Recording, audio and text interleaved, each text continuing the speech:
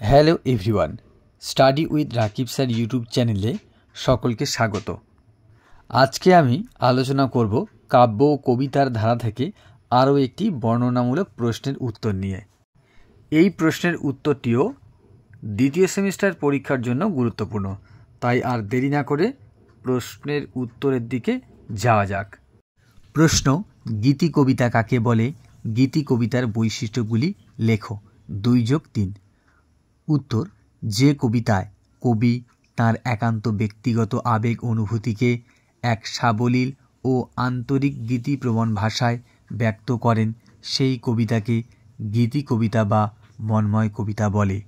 বাংলা সাহিত্যের কয়েকটি উল্লেখযোগ্য গীতি কবিতা হল রবীন্দ্রনাথ ঠাকুরের ভারততীর্থ, বর্ষামঙ্গল ও বসুন্ধরা কবিতা, জীবনানন্দ দাশের বনলতা সেন ও রূপসী বাংলার কবিতা, মধুসূদন দত্তের বঙ্গভূমির প্রতি ও আত্মবিলাপ প্রভৃতি কবিতা। বৈশিষ্ট্য: ক. কবির হৃদয়ের একান্ত ব্যক্তিগত ভাবাবেগের প্রকাশ হল গীতি কবিতা। খ.